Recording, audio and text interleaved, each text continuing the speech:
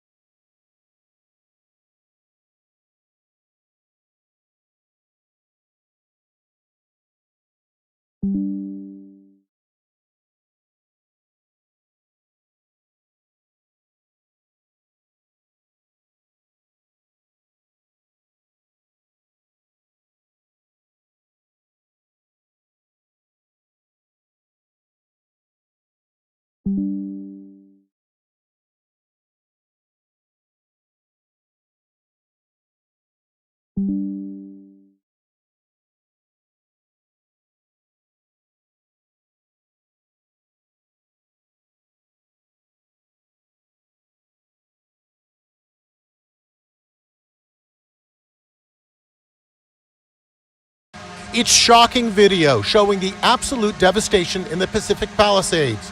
The footage reveals mile after mile of scorched earth where beautiful homes once existed. The devastation is complete and just jaw-dropping. Officials now say thousands of structures have burned to the ground. Today, the Pacific Palisades is still on fire. The frustration, of course, is for firefighters. It's like a giant game of whack-a-mole. You never know where the fire is going to hopscotch. Hours ago, this house was fine, but it caught fire this morning. The entire house was decimated by flames. Dramatic footage shows a cliffside home engulfed in towering flames. It's a total loss. But less severe wind conditions did allow firefighters to finally gain the upper hand, launching water drops from helicopters to save the heart of Hollywood. Fury is growing today over the lack of water supply that has hindered firefighters as they battle fires around Los Angeles. Our neighbor's house is going up. We're going up. There's no water. This homeowner is irate as he records his house going up in flames while his 84-year-old father and his daughter try to douse the fire with a garden hose. Suddenly, he says, the water stops. There's no water. I can't save my house. He tried his best, but the water literally stopped. Not one fire truck. Today, I found actor Steve Guttenberg with a shovel, putting out hot spots on his neighbor's property. When I grabbed a hose to help, I discovered no water. Well, there's no water. Steve, there's no water. Was the water turned off recently, or is it just no pressure? There's no water at all up here. At a press conference, LA's Mayor Karen Bass was hit with a barrage of questions about reports of fire hydrants running out of water. The water problems are a little better now because the winds are such that we can go up and have the air support. And you know that that was the reason that the devastation was so bad, the unprecedented wind.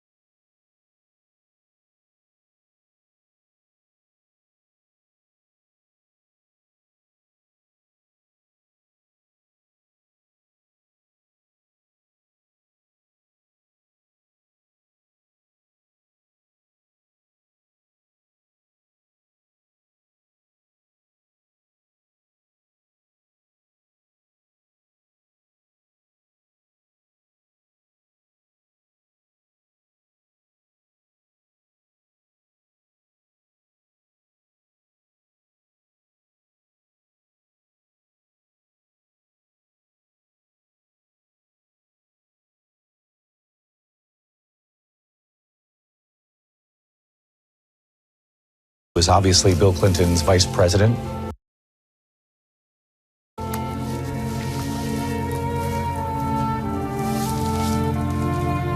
So many chapters of history, if you will. Obviously, Hillary Clinton having run against Donald Trump in 2016, losing that election, the Electoral College in a very close election, winning the popular vote. Returning here with her husband, sitting next to George W. Bush, where she has been seated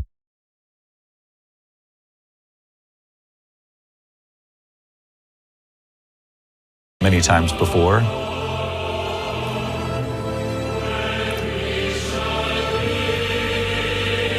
And wouldn't it be fascinating to be able to hear the conversation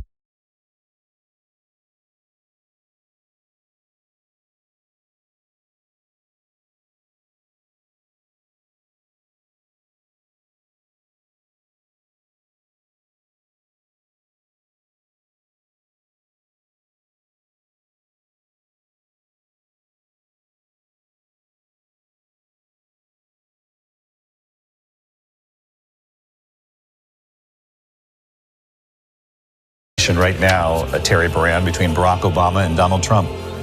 It sure would. I mean, you're looking at generations of presidential history, but that in particular, Donald Trump there and Barack Obama, two men who have fought as fiercely and as personally, as vituperatively as any people in in American history, any presidents in American history. They're chatting away. And it occurs to me that it could be this re-election of Donald Trump, who will pursue an agenda that Barack Obama will no doubt totally oppose. But this re-election settles things in the country a bit. It's almost as if Trump felt with not winning the popular vote in 2016 that he would, in some ways, not have been legitimate or was refused legitimacy by many people in the United States. Now, there's no doubt he's the major politician of this era, and maybe there's more to talk about, more to share. And they're just two politicians who are able to get along with people they despise. Not that they do, but they're practiced at it. But it is fascinating. Pardon me. Pardon. These guys are crazy. These guys are crazy. You know, these dudes are all like, they're all, let's do this in a proper manner. All are quite crazy. There's a moment right there.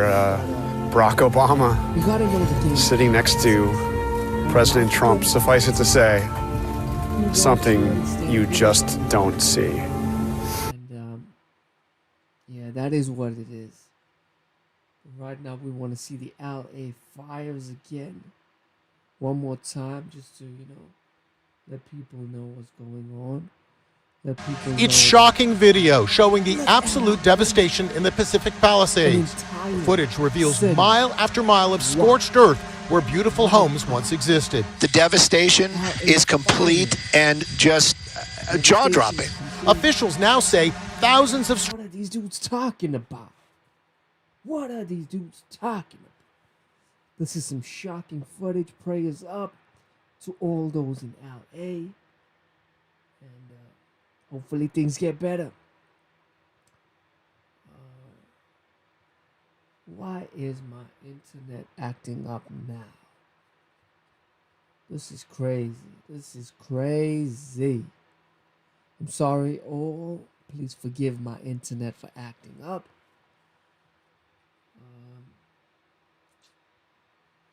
Here we go. Here Structures have burned to the ground. Today, they're saying everything in the city has burned to the ground.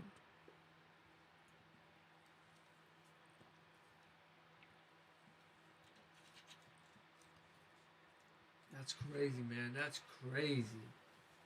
That's crazy, man. That's absolutely crazy. But prayers up, Hopefully things get better for you guys. Let's see, what else are we looking at today? What else are we looking at? structures have burned to the ground.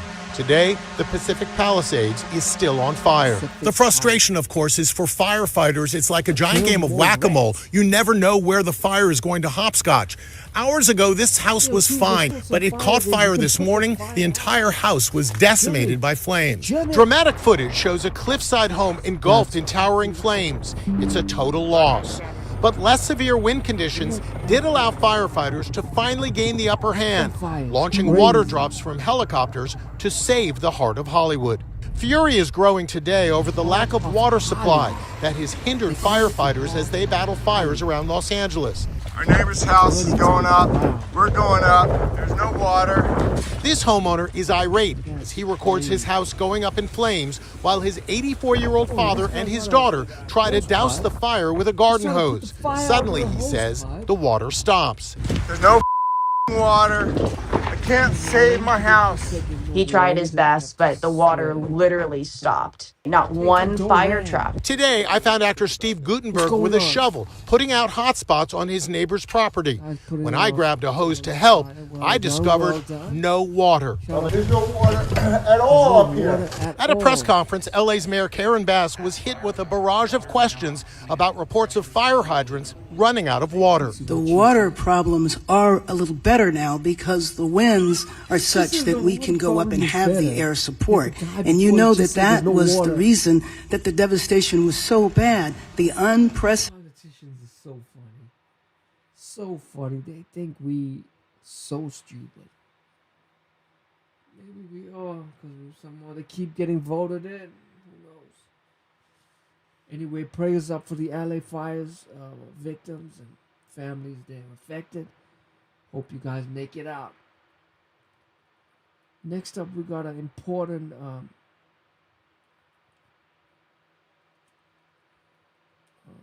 reaction to do. We got the Joe Rogan reaction. Joe Rogan recently had Theo Von.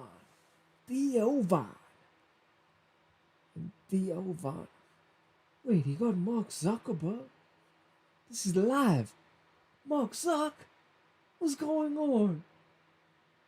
Everyone knows what's happening with Meta. Meta's changing their policies, trying to do different things. Let's have a look, see. Let's have a look. Joe Rogan podcast, check it out. The Joe Rogan Experience. Train by day, Joe Rogan podcast by night, all day. Mark Zuckerberg. All right, bro. What's happening? Good to see you. You too? What's going on? You know, chill week. Yeah, sort of. This recent announcement that you did about content moderation, how has that been received? Content moderation. Probably depends on who you ask. Right. But you know, but look, I mean, I've been working on this for a long time. So, I mean, you got to do what you think is right. You know, we've been on a long journey here, right? Mm-hmm. I mean, it's and I think at some level you only start one of these companies if you believe in giving people Meta a voice, right? I mean, the whole point of social media is basically, moderation. Giving people the ability to share exactly what they what's want, going on. Right. And let's see what he says. And it goes back to our original mission is just give people the power to share and make the world more open and connected. What do you think started the world pathway more towards increasing censorship? Because clearly we were going in that direction for the last few years.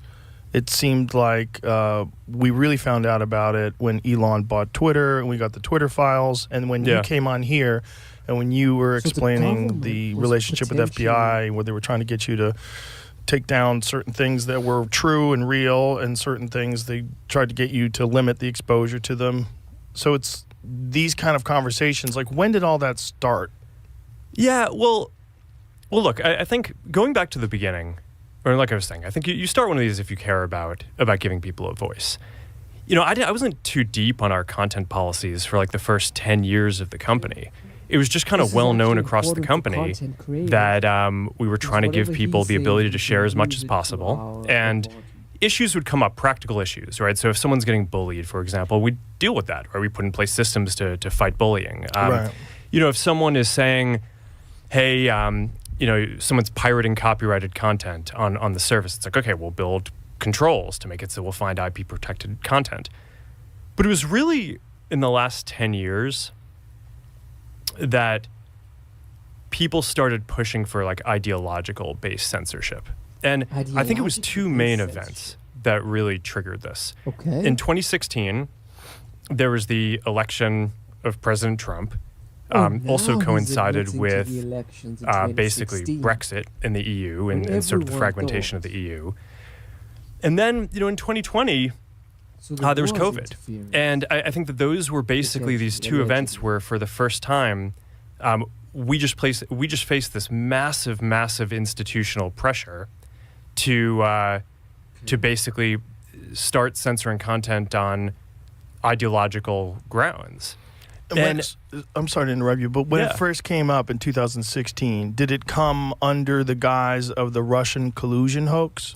And this is the thing. At the time, I was really sort of ill-prepared to kind of parse what was going on, right? It's, I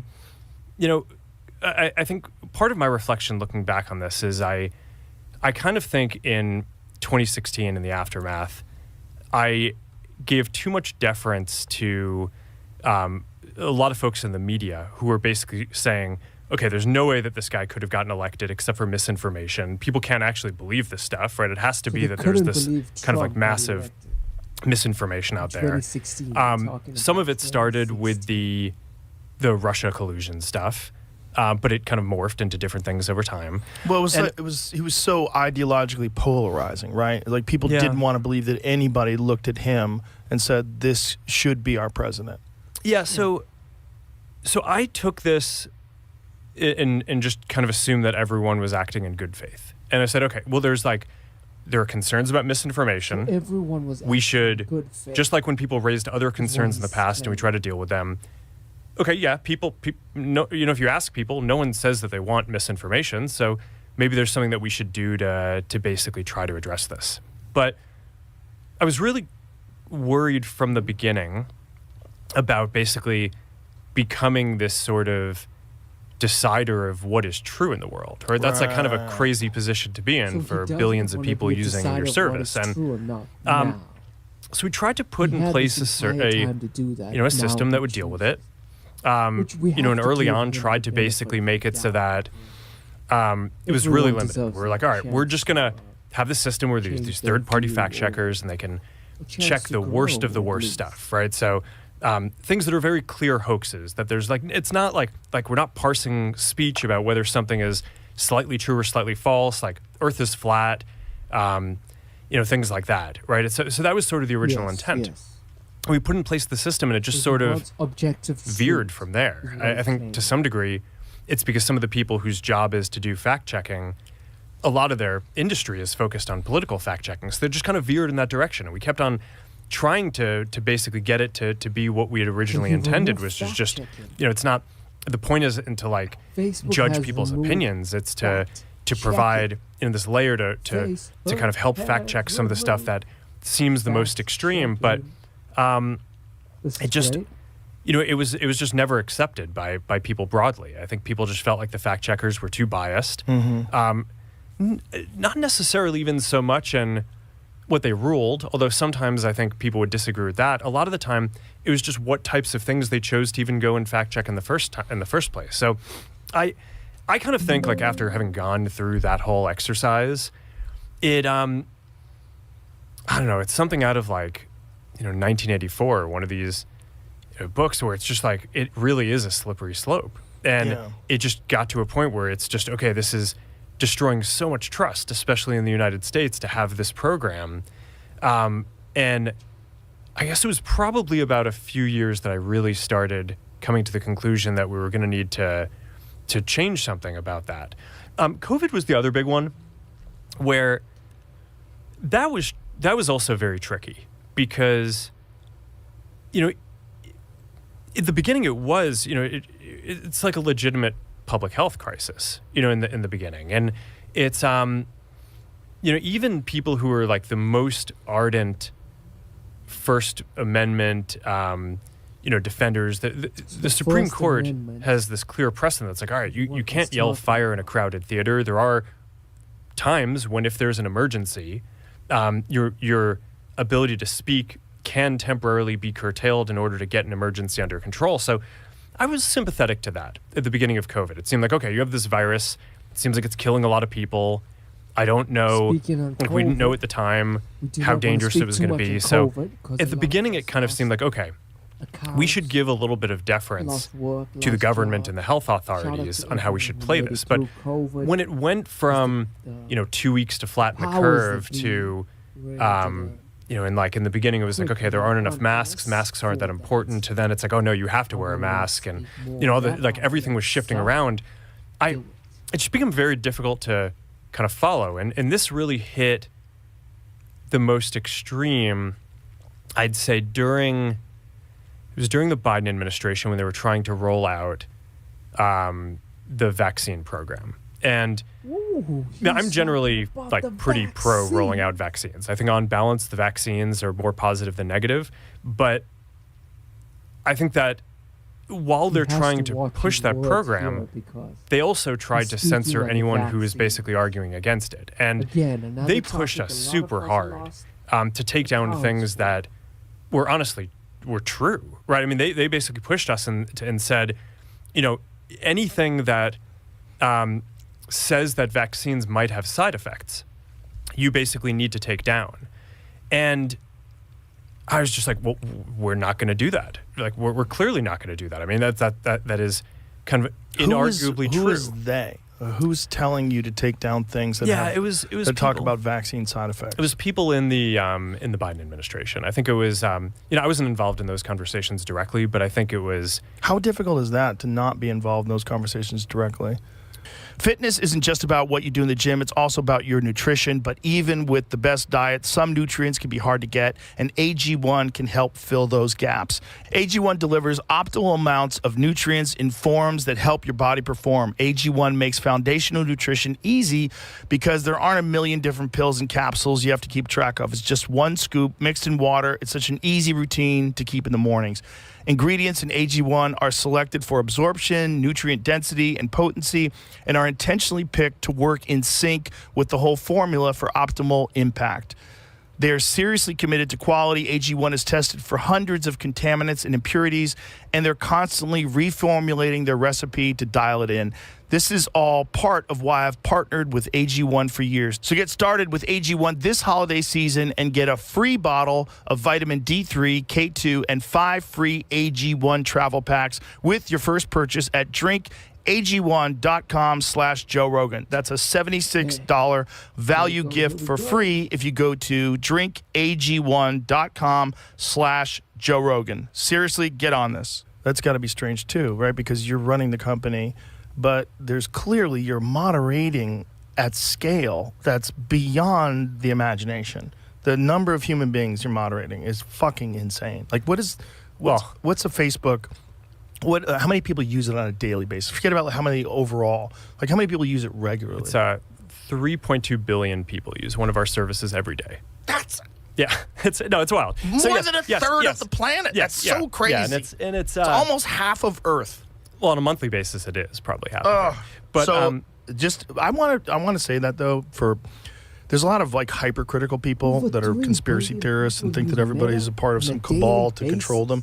I want you to understand that whether it's YouTube or all these, and whatever place that you think is doing something that's awful, it's good that you speak, because this is how things get changed, and this is how people find out that people are upset about content moderation and censorship. But moderating at scale is insane. Yeah. It's insane. Yeah. What we were talking the other day about the number of videos that go up every hour on YouTube, and it's bananas. It's bananas. That's like, to try to get a human being that is reasonable, logical, and objective, that's going to analyze every video, it's virtually impossible. It's not possible. So you got to use a bunch of tools. You got to get a bunch of things wrong, and you have also people reporting things. And how much is that going to affect things? You could have mass reporting because you have bad actors. You have some corporation that decides we're going to attack this video because it's bad for us to get it taken down. Mm-hmm. There's so much going on. I want to put that in people's heads before we go on. Like, understand the kind of numbers that we're talking about here. Now understand you have the pandemic, and then you have the administration that's doing something where I think they crossed the line, where it gets really weird, where they're saying what you were saying. They were trying to get you to take down vaccine side effects, which is just crazy. Yeah, so I mean, like you're saying, I mean,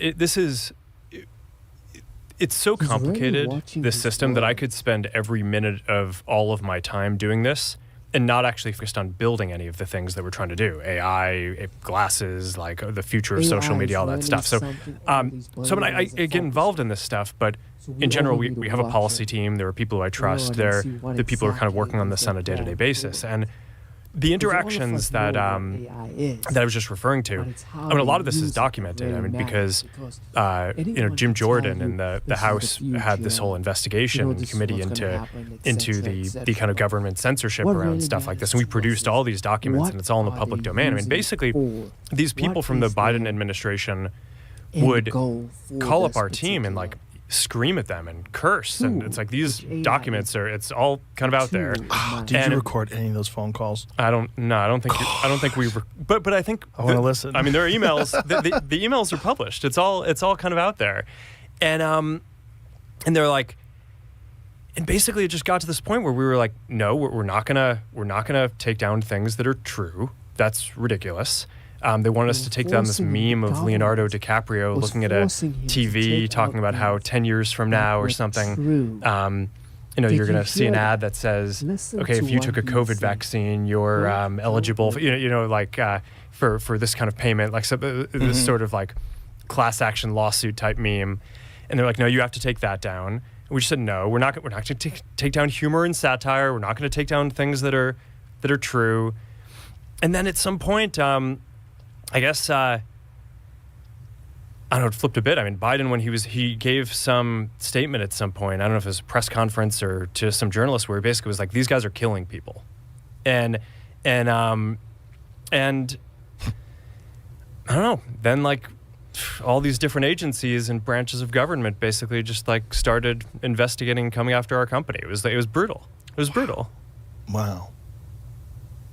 Yeah. It's just a massive overstepping. Yeah, and I mean, also, I think you weren't killing people. This is the thing about all of this. It's like they suppressed so much information about things that people should be doing, regardless of whether or not you believe in the vaccine. Regardless, put that aside. Metabolic health is of the utmost importance in your everyday life, whether there's a pandemic or there's not. And there's a lot of things that you can do that can help you recover from illness. It prevents illnesses. It makes your body more robust and healthy. It strengthens your immune system. And they were suppressing all that information. And that's just crazy. You can't say you're one of the good guys if you're suppressing information that would help people recover from all kinds of diseases, not just COVID, the flu, common cold, all sorts of different things, high doses of vitamin C, D3 with K2 and magnesium. They were suppressing this stuff because they didn't want people to think that you could get away with not taking a vaccine, which is really crazy when you're talking about something that 99.07% of people survive. This is a crazy overstep, but scared the shit out of a lot of people. Red-pilled, as it were, a lot of people, because they realized, like, oh, 1984 is like an instruction manual. I mean, it's like it shows you how things can go that way with wrong speak and with bizarre distortion of facts. And when it comes down to it, in today's day and age, the way people get information is through your platform, through X. This is how people are getting information. They're getting information from YouTube. They're getting information from a bunch of different sources now.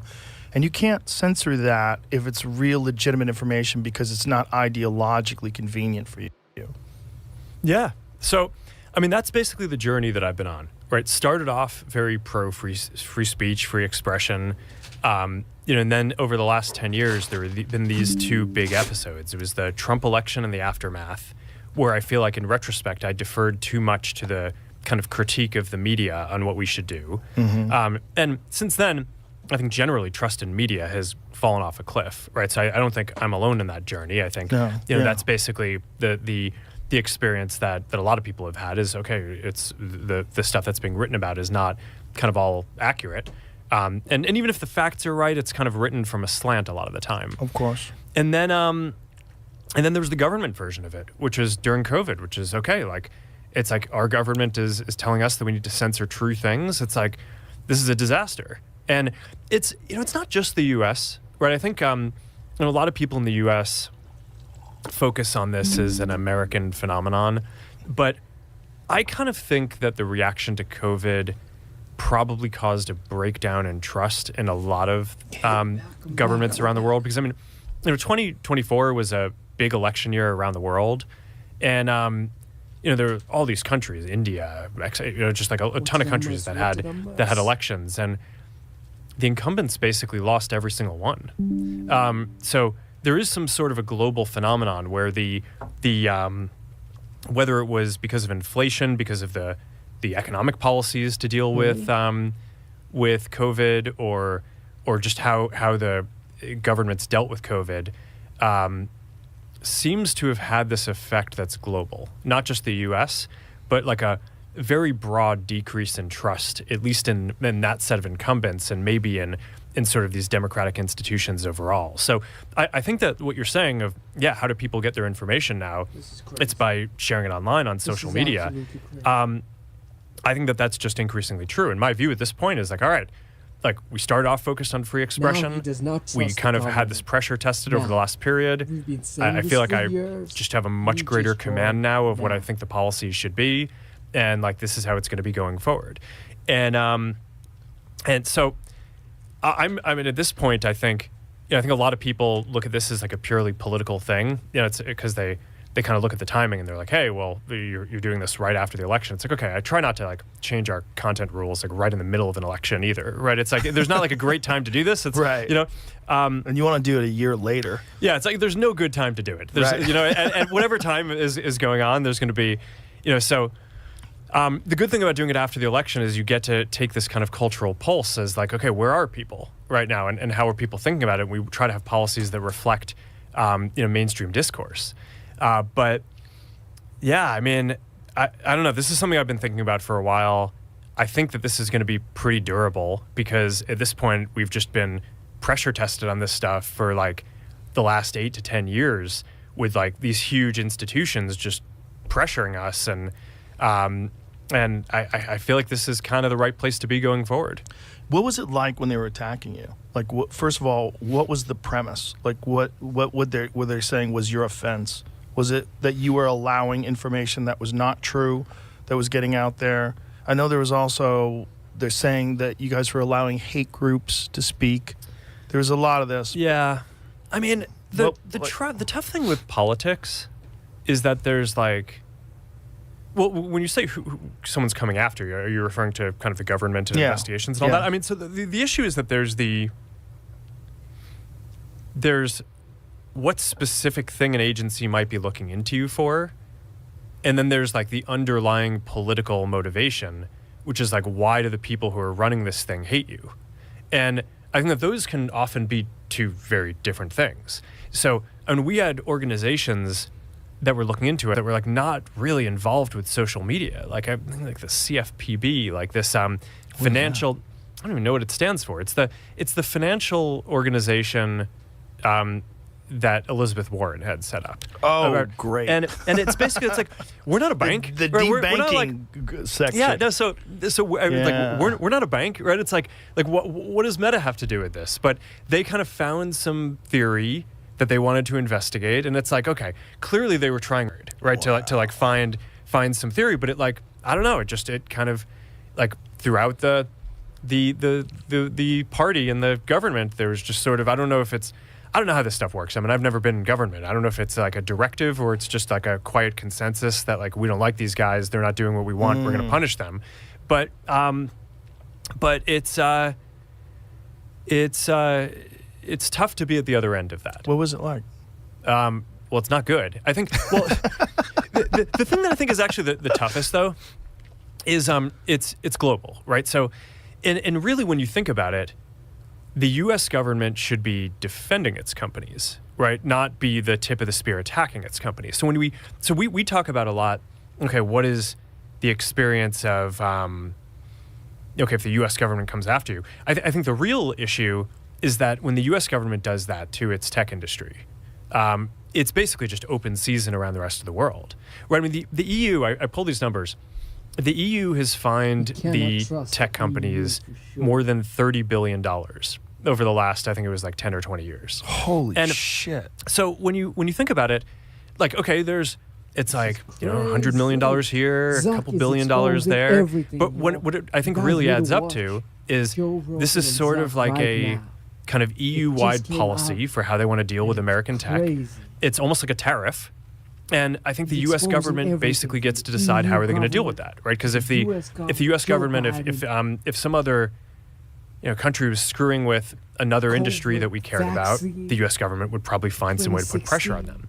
But I think what happened here is actually the complete opposite.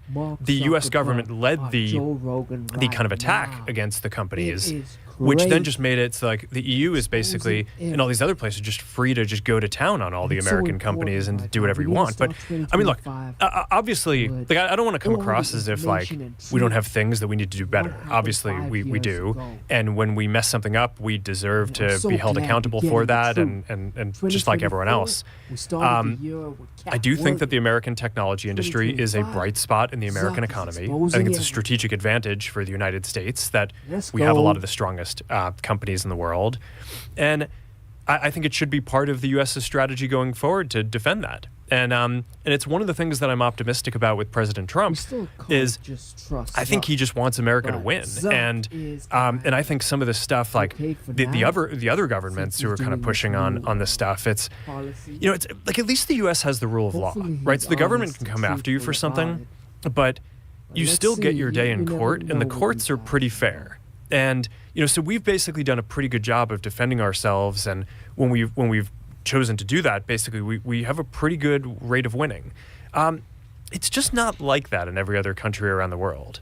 Like if other governments decide that they're going to go after you, you don't always get kind of a clear shake at kind of defending yourself on the rules. True. So I think to some degree, Many other governments if the U.S. tech industry is going to continue being really strong, I do think that the U.S. government has a role in basically defending it abroad, and that's one of the things that I'm optimistic about will happen in this administration. Well, I think this administration uniquely has felt the impact of not being able to have free speech, because this is the administration where Trump was famously kicked off of Twitter. That was a huge issue. Like after January 6th, like they removed at the time the sitting president. That's crazy. It was kind of crazy to remove that person from social media because you've decided that he incited a riot. What happened to make people remember so to be accountable? for him, without Shout out free to speech, Joe. without podcasts, without social media, they probably wouldn't have had a chance because the mainstream narrative, other than Fox News, was so clearly against him. The majority of the television entities and print entities were against him, the majority of them. So if without social media, without podcast, they don't stand a chance. So they're uniquely aware of the importance of giving people their voice, free speech. But you do have to be careful about misinformation, and you do have to be careful about just outright lies and propaganda complaints, or propaganda campaigns, rather. And how do you differentiate? Well, I think that there are a couple of different things here. One is, this is something where I think X and Twitter just did it better than us on fact-checking. We took the critique around fact-checking, around misinformation. We put in place this fact-checking program, which basically empowered these third-party fact-checkers. They could mark stuff false, and then we would downrank it in the algorithm. I think what Twitter and X have done with community notes, I think is just a better program. Rather than having a small number of fact checkers, you get the whole community to weigh in. When people who usually disagree on something tend to agree on how they're voting on a note, that's a good sign to the community that there's actually like a broad consensus on this, and then you show it. And you're showing more information, not less, right? So you're not using the fact check as a signal to show less. You're using the community note to provide real context and show additional information. So I think that that's better. And he's having community when you're talking about like nation states or people interfering, a lot of that stuff is best rooted out at the level of kind of accounts doing phony things. So you get like, whether it's like China or Russia or Iran or like one of these countries, they'll set up these networks of fake accounts and bots, and they coordinate and they post on each other's stuff to make it seem like it's authentic and kind of convince people it's like, wow, a bunch of people must think this or something. And the way that you identify that is you build AI systems that can basically detect that those accounts are not behaving the way that a human would. And when we find that there's like some bot that's operating an account. How do you differentiate? How do you figure that out? It just, I mean, there are some things that a person just would never do, right? So, have you met Lex Friedman? Yes. Yeah, right. Yeah. He might not be. Well, but is he going to take? Is he going to take? Yeah, no. Is he going to take him? Is he going to make a million actions in a minute? It's like, yeah, probably not. Okay, so it's that. Well, I mean, it's things that aren't it's more subtle than that. I think like these guys are pretty sophisticated, and it's an adversarial space. So, so we find some technique, and then they basically kind of update their techniques. But we have a team of it's effectively like intelligence, counterintelligence folks, counterterrorism folks, AI folks who are building systems to identify what are these accounts that are just not behaving the way that people would, and how are they interacting, and then sometimes you trace it down, and sometimes you get some tips from different intelligence agencies, and then you can kind of piece together over time. It's like, oh, this network of people is actually some kind of fake cluster of accounts, and that's against our policies, and then we just take them all off. Anything against these But how are you sure? Like, is there a 100% certainty that you are definitely getting a group of people that are bad actors, or is it just people that have unpopular opinions? No, I don't think it's that for this. I think. But what I'm saying is, how do you determine? Yeah. Like, how do you at what percentage of accuracy are you determining it? Do you ever accidentally think that people that are going to get moderated are actually just real people? Yes, I think for the specific problem around these like large coordinated groups doing kind of like election interference or something, it's a large enough group. We have like a bunch of people analyzing it. It's like they study it for a while. I think we're probably pretty accurate on that. But I actually think one of the bigger issues that we have in our moderation system is this precision issue that you're talking about. And that is actually, of all the things that we announced this week, in terms of how we're going to update the content policies, changing the content filters to have to require higher confidence and precision is actually going to be the thing that reduces the vast majority of the censorship mistakes that we make, right? Removing the fact checkers and replacing them with community notes, I think it's a good step forward. Like a very small % of content is fact checked in the first place. So is that going to make the hugest difference? I'm not sure. I think it'll be a positive step though. And we like opened up some content policies. So some stuff that was restricted before we opened up. Okay, that's good. It'll mean that some set of things that might have been censored before are not. But by far the biggest set of issues we have, and you and I have talked about a bunch of issues like this over the years, is like, it's just, okay, you have some classifier it's trying to find, say, like drug content, right? People decide, okay, it's like the opioid epidemic is a big deal. We need to do a better job of cracking down on drugs and drug sales, right? I don't want people dealing drugs on our networks. So we build a bunch of systems that basically go out and try to automate finding people who are dealing drugs. And then you basically have this question, which is how precise do you want to set the classifier? So do you want to make it so that the system needs to be 99% sure that someone is dealing drugs before taking them down? Do you want it to be 90% confident, 80% confident? And then those correspond to amounts of, I guess the statistics term would be recall. What % of the bad stuff are you finding? So if you require 99% confidence, then maybe you only actually end up taking down 20% of the bad content.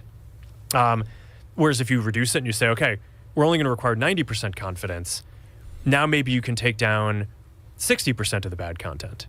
But let's say you say, no, we really need to find everyone who's doing this bad thing. And it doesn't need to be as severe as dealing drugs. It could just be, it could be any kind of content of, any kind of category of harmful content. This is crazy, yo. You start getting to some of these classifiers might have 80, 85% precision in order to get 90% of the bad stuff down. But the problem is if you're at 90% precision, that means 1 out of 10 things that the classifier takes down is not actually problematic. And if you filter, if you kind of multiply that across the billions of people who use our services every day, that is millions and millions of posts that are basically being taken down that are innocent. And upon review, we're going to look at and be like, this is ridiculous that this thing got taken down, which, I mean, I think you've had that experience and we've talked about this for a bunch of stuff over time. And, but it really just comes down to this question of where do you want to set the classifiers? So one of the things that we're going to do is basically set them to be require more confidence, which is this trade-off. It's going to mean that we will maybe take down a smaller amount of the harmful content, but it will also mean that we'll dramatically reduce the amount of people whose accounts we're taking off for a mistake, which is just a terrible experience, right? It's like, okay, you're going about your day, and then one day you wake up and you're like, oh, my WhatsApp account just got deactivated because it's connected to a Facebook account, and the Facebook account is or like I'm using it on the same phone as a Facebook account where like we made some enforcement mistake and thought you were doing something bad that you weren't because our classifiers were set to too low of precision. Has that happened before? Oh, yeah. Where their WhatsApp app got canceled as well? Yeah, because I mean, there are a bunch So if your Facebook app gets taken out, like say if you have a Facebook and you have like a sock puppet account and you post offensive memes and you're generally gross. Yeah. If you get caught for that, does your WhatsApp get killed? Not for memes, but go back to like a very severe thing. Like let's say someone is terrorists. Let's say the most severe. Sure. Yeah. Okay. Let's say someone is like terrorist content. They're planning some attack. Right. Okay. So we take down their account, right? But then let's say that person can just go then sign up with another account. Right. I think like WhatsApp. How does WhatsApp get connected to that though? Oh well, if it's we run these different services, and if they're on the same phone, it's basically, it's one thing that, it's basically regulators or governments will come to us and say, okay, you're clearly not doing enough if you kick someone off for terrorism, and then they can just like sign up for another account on the phone. Right. Okay. They also think, okay, well, we're not doing enough if we deactivate their Facebook account because they're like planning a terrorist attack, but we let them use all our other services. Right. Right. If you're aware. Yeah. Yeah. So if our systems think that someone is a terrorist, then you probably need to deactivate their access to all the different accounts. Yeah, they can't get on Threads. Threads, cool. Instagram. Yeah. So that makes sense. So you can understand how you get there, but then you just get to this question around the precision and the confidence level, and then you're just making all these mistakes at scale. And it's just unacceptable. But I think it's a very hard calculation of like, where do you want to be? Because on the one hand, like, I get it, why people kind of come to us and they're like, no, you need to do a better job finding more of the terrorism or the drugs and all this stuff. But over time, the technology will get better and it'll get more precise. But at any given point in time, that's the choice that we have to make, is do we want to make more mistakes erring on the side of just like blowing away innocent people's accounts, right? Or do we want to get a somewhat higher percent of the bad stuff off? And I think that there's some balance that you need to strike on this. We were having a conversation yesterday, Mel Gibson and I, about how that can get weird. Or was it Theo? Might have been Theo. I think it was Theo. Where that can get weird because I think like if you're a person and you work at some accounting firm, but you like posting about stuff, but you don't want it to come back and reflect on your life. You want to shit post, you want to post jokes, you want to be silly. You should be able to be anonymous. I think there's nothing wrong with that. I don't think just because you state your opinion, people should be able to search where you sleep. That doesn't make any sense to me. But if you're going to allow anonymous accounts, you're definitely going to open up the door to bad actors having enormous blocks of accounts where they can use either AI or just programs where they have like specific answers. I'm sure you've seen that before. It's come up on Twitter multiple times where they've found hundreds of sock puppet accounts tweeting the exact same thing. So you've literally word for word, even certain words in caps, like either people are copy or pasting it, or there's an email campaign that's getting legitimate people to do it, or these are fake people. You're going to have, if you're going to have anonymous accounts, which I think you should, because I think whistleblowers, I think the benefits of anonymous reporting on important things that the general public needs to know about, especially whistleblower type stuff, you have to have some ability to be anonymous. But if you're going to do that, you're also going to have the possibility that these aren't real people, that these are paid actors, these are paid people, or not people at all, or they're running programs, and they're doing this to try to sway public opinion about very important issues. Yeah. A lot of what we've seen too, I mean, so there's the anonymous accounts. Also, just over time, I think a lot of the kind of more interesting conversations have shifted from the public sphere to more private ones. So WhatsApp groups, private groups on Facebook. I'm sure you have this experience where maybe 10 years ago you would have posted your kind of quick takes on whatever social media you were using. Now, the stuff that I post on Facebook and Instagram, it's like I put time into making sure that that's kind of good content that I want to be seen broadly. Yeah. And then like most of the jokes that I make are like with my friends in WhatsApp, right? In groups. Yeah. So yeah, I think that's kind of where the world is more broadly now. Yeah. No, I think so for jokes, for that kind of stuff, for comedians for sure. Because also we'll say things that we don't really mean. We just Add say me it to the because it's a group. funny thing to say. I think everyone does. For Yeah. sure. I Yeah. wanna see Which is them memes. just a weird thing about taking things out of context, particularly on social media where people love to do that.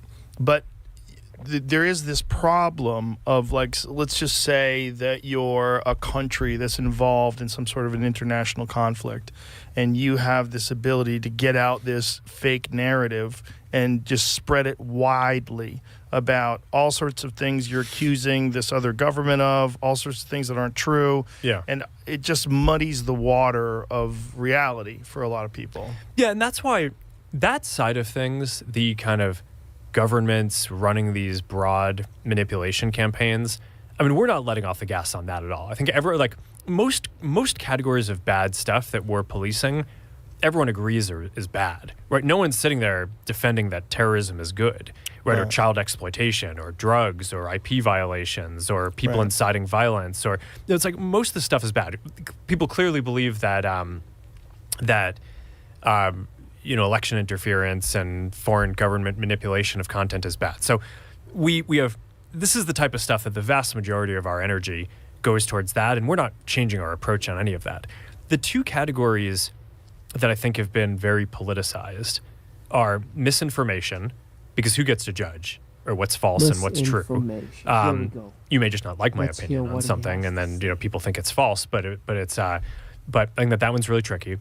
And the other one is basically what people refer to as hate speech, which is, I think, also comes from a good place of wanting to crack down on that, of wanting to promote more inclusion and belonging, and people feeling good, and like having a pluralistic society that can basically have all these different communities coexist. Accept everyone. Yeah. But I think the problem is that all these things are on a spectrum, and when you go too far on them, I think on that side, we just basically got to this point where there were these things that you just couldn't say, which were mainstream discourse, right? So, it's like Pete Hegseth is going to, probably be defending his nomination for Secretary of Defense on the Senate floor, and I think one of the points that he's made is that he thinks that women shouldn't be able to be in certain combat roles. And until we updated our policies, that wouldn't have been a thing that you could have said on our platforms, because it would call for the exclusion of a protected category of people. And it's like, okay, like on its face, yeah, calling for the exclusion of a protected category, that seems that that's okay. There's legal protections, there's all this stuff. But okay, if it's okay to say on the floor of Congress, you should probably be able to debate it on social media. Yeah. So I think some of the stuff, I think well-intentioned, went too far, needs to just get rationalized a bit. But it's those two categories, misinformation and hate speech, I think, are the ones that got politicized. The world and all the other ones, which is the vast majority of the stuff that we do, is I think people generally agree that it's good and we need to go after it. But then you just get into this problem of the mistakes, like you're talking about. Okay, well, what confidence level do people want us to have in our enforcement, and at what point would people rather us kind of say, okay, I'm not sure that one is causing an issue, so on balance maybe we should just leave that person's account up, because the pain of just nuking someone's account when you're not sure or you make a mistake is that's pretty real too. Right. Yeah, very, very complicated. Yeah. It's all very nuanced, and you made a point earlier about the government supporting its companies, that it would be a good thing for the government to support its companies. It makes sense. It's an American company. I think the issue that we're dealing with is companies, as we're describing them, have never existed before, right? There's never been a thing like Facebook before. There's never been a thing like Twitter before, or X. There's never been a thing like Instagram. These are new things in terms of the impact that it has on society, on opinions, on conversations, on distribution of information. There's never been a thing like this that the government didn't control.